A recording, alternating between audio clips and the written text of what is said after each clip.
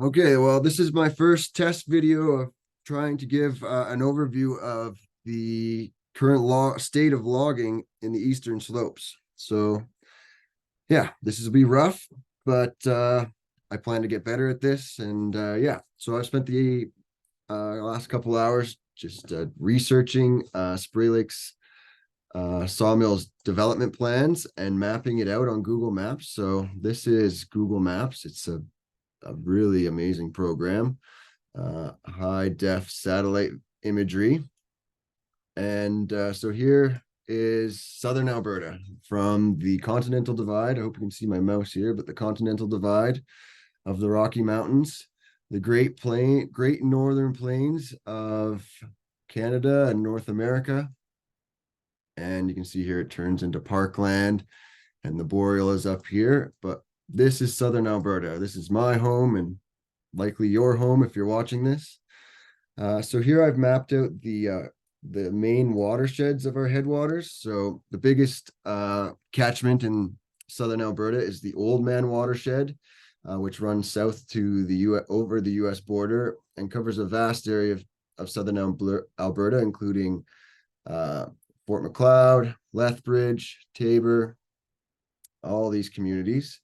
And then north of that, we have the Highwood watershed. Zoom in here a bit, which starts in the upper headwaters of the Highwood, hey, Jackie, and flows down the Highwood River. Oops, sorry, hopefully that's not too crazy for you, and flows down past Eden Valley through Longview and eventually through High River, where close to there it meets the Bow River. And then north of there, we have the Sheep River sub-basin, which flows through Okotoks. North of that, we have the Jumping Pound Creek. Oh, no, sorry, this is Fish Creek, the Fish Creek sub-basin, which flows through South Calgary and through Fish Creek Provincial Park and into the Bow. North of that, we have the Elbow River watershed. Many of us have spent time in the headwaters of the Elbow at Elbow Lake, Prairie Mountain. Very beautiful area, flows down through Bragg Creek, Redwood Meadows, and eventually through Glenmore Reservoir and to the confluence of Mohkinstsis, which is essentially means meeting place or confluence. And the Elbow River flows through and meets the Bow at the confluence most of us know. And then north of there is Jumping Pound Headwater or Jumping Pound Creek, which flows down and meets the Bow just north of Cochrane. If you drive the Trans-Canada Highway, many of us drive over Jumping Pound right here, but you might not even notice. And then north of there is the actual Bow, like the Big Bow Basin, which catches all of the water from the headwaters north of Lake Louise at Bow Lake, which we can see here flows all the way through and is, the headwaters are protected from logging in the headwaters of the actual Bow River. But all of these other watersheds that I've mentioned flow into the Bow eventually. And then north of there is the Ghost watershed.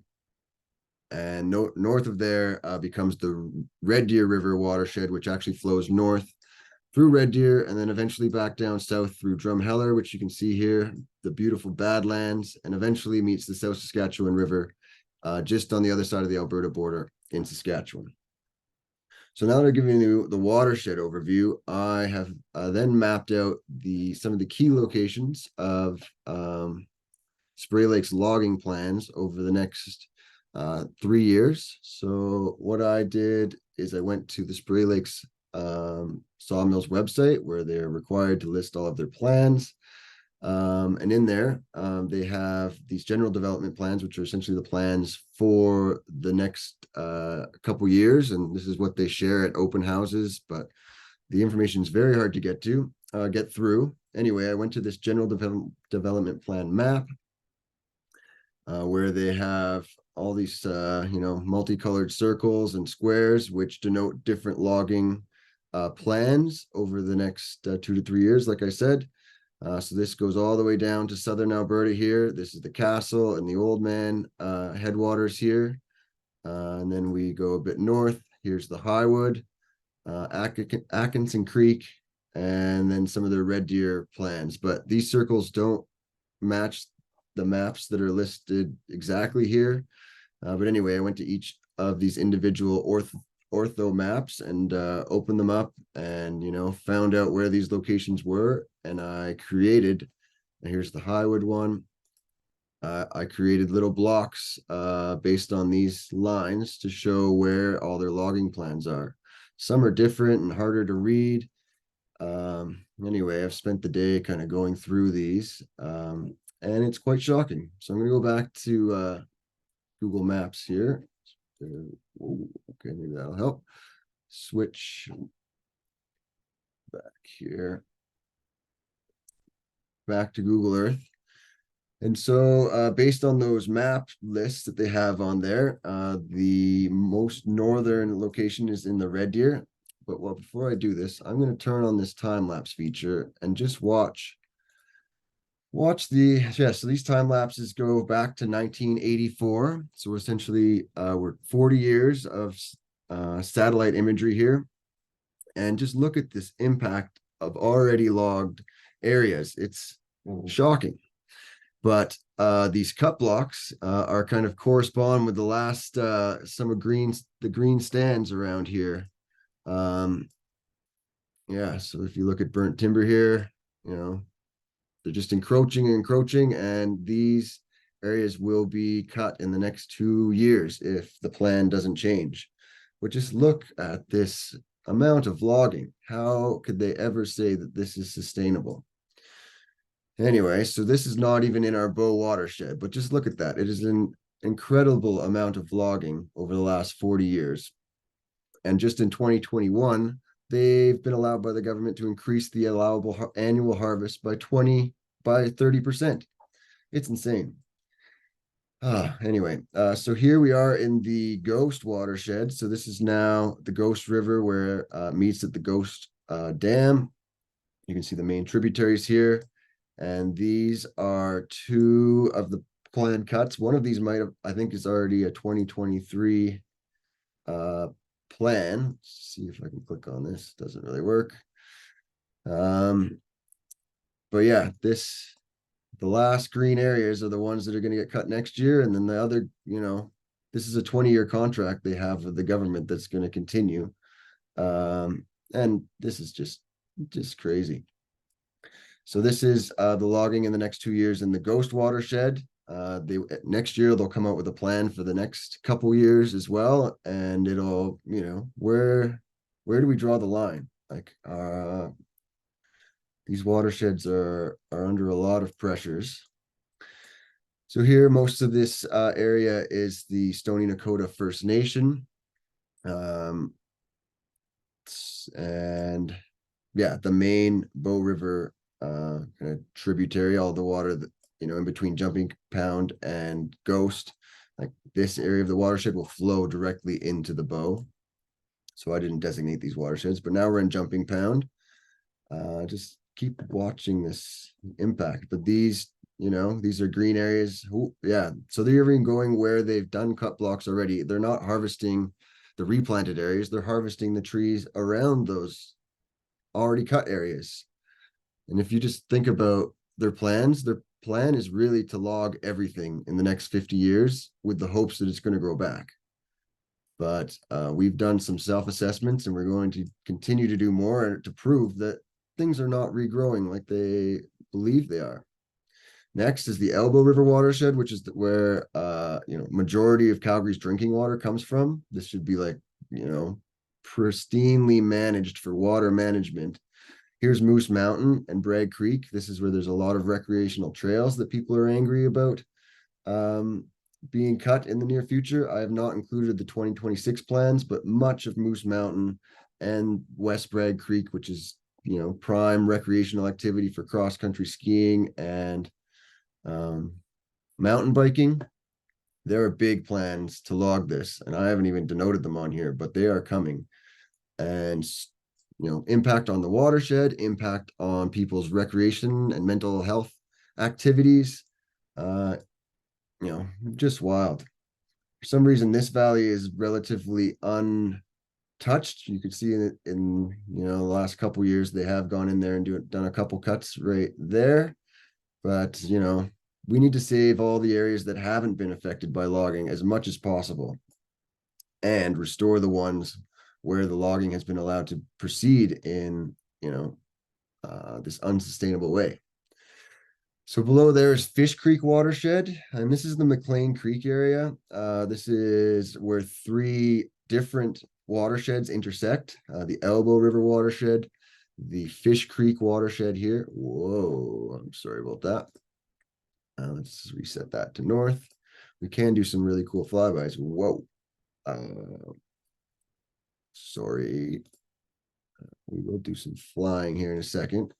But back to McLean Creek. So this is there's if you know anything about McLean Creek, you know that it is a place where there's a lot of recreational off-highway vehicle use. But it's also where there is immense amount of logging happening and planned to happen. So this brown square, I believe, is a cut that's happening next year. But you can already see the cuts that have been happening. It's just insane. That's why I'm making these videos, just so we can visually see the impact on the landscape. It's just wild. Yeah, it is pretty cool to do these flybys. You can see Calgary off in the distance. But I'll reset this to 2D for now and just keep going south. So where are we at? The Sheep River. So this, all these rivers that I've mentioned are at the lowest flow they've been at since 2000, and likely only getting worse. As you know, we've not had very much precipitation. I drove through Okotoks the other day, which is on the Sheep River, and that river, you could barely see it flowing underneath the bridge going through Okotoks. This is also the river that goes through Diamond Valley. There's two provincial parks in this area, though there is some protections from logging, but these areas, I would say maybe this is one of the least affected watersheds by logging, but there's definitely still some activity happening in there. And then south of there is the Highwood, and this is technically part of Kananaskis, but part of Kananaskis that is multi-use. So I'm just going to zoom in here. You can see the effect of just watch the time up here. Around 2013, the river you can see the flood of 2013 drastically affected the Highwood River. Here it comes, boom. And it just opened up the stream beds. And then a couple years later, Spray Lakes logged this area around Cataract Creek. There was a big push by the residents of Diamond Valley and High River against that logging, and it still went ahead. And then this is the Highwood area where I've been spending a lot of time, and how I first, really got passionate about this issue. But I guess what I'm showing you here is this is not just about the Highwood. But some quick notes on here. There was logging in the past in the early 1900s with, horses and homesteaders, cutting down trees by hand, and very low impact logging compared to what's happening now. And then there was a big fire in the area in the 1919, I believe, the Phillips fire, and then another one in 1936. Anyway, and then some logging has happened since. If you really zoom in here, you can see some interesting patterns in the trees. Oh, it's just, this resolution on the time lapse is not great, but this green area is what's being planned to cut this winter, 2023, 2024. And then this will be the following winter, is this upper headwaters of Loomis Creek. And this area is, highly visual, highly loved by many people. So there hasn't been any visual logging except for this one at Cataract Creek. But what I'm going to show you next is the Old Man headwaters, and it's just crazy. So technically this area of all this logging that we're seeing here is in the Highwood watershed, so contributing to impacts on water quality and biodiversity in the Highwood watershed. But the Old Man watershed here, it's just this is right here is technically the upper headwaters of the Highwood River, and that is just crazy. The where it's dark green here is protected by the Beehive Natural Area, and there's a little strip of protected land all across the Continental Divide here, but it's mostly alpine and a little bit of forest. But just look at the license that these guys have to log these areas. It's just wild. So the Old Man flows down here. This is the headwaters of the Livingston River. This is the confluence of those two. Hidden Creek and Dutch Creek both flow in here, but oh my God, it's just sickening the amount of logging that's been allowed to happen back here. And, you know, not many people get to see these areas. A few people that love to go camping and recreate back here may see it, but, you know, 95% of the population of Southern Alberta probably has no idea that this is happening. So here's the Old Man Reservoir. Fun fact is there was a big protest there in the early or late 1980s about the creation of the Old Man Dam and its effect on the river and the watershed. And yeah, my family went there to that protest, and I believe Ian Tyson came for a concert to raise awareness. Anyway, it still went ahead. Here's the Porcupine Hills. Very beautiful kind of range of prairie foothill forest. This is the Whaleback Range, and this is the Livingston Range. These are just beautiful sacred mountains. And yeah, this area has been logged heavily by Spray Lakes as well, the Porcupine Hills, and the off-roading and land use decisions in this area have led to detrimental impacts on the fish in the creeks here. There's a creek, I'm not exactly sure which one it is, but Trout Creek, you know, used to have healthy trout populations, and now it has been verified by eDNA that there is no more trout in Trout Creek. Yeah, and getting down into the castle here and Waterton. Jackie, stay away. The Waterton Lakes area, obviously no logging happening in a national park. This is where there was a massive fire in 2017. I don't know if we can see it on the satellite imagery. But yeah, this is, I guess I just wanted to give you this overview. And so Spray Lakes has a subsidiary company that they call Crow's Nest Forest Products or something like that. And they have different maps. Oh, but just look at that. That might have been a fire that happened. Oh, no, that is a lot of logging. And look at just desertized. Like you could see that the logging had this like amazingly detrimental effect on, oh, that was probably a fire actually. More research to be done. But yeah, just look at this logging. Boom, boom, boom, boom, boom. And it's only going to get worse if we don't get them to change the forest management plan and the Forests Act. So there's our long-term goal. But yeah, this is our overview of our watershed. And this is the Bow River here. And all of the water from these headwaters flows into the Bow. And we're in an extreme drought condition. And if we don't do something to change our and respect the management of our headwaters, we are going to be in some very difficult situations in the future. So I'll leave it there. That was my first test video. And thanks for bearing with me here.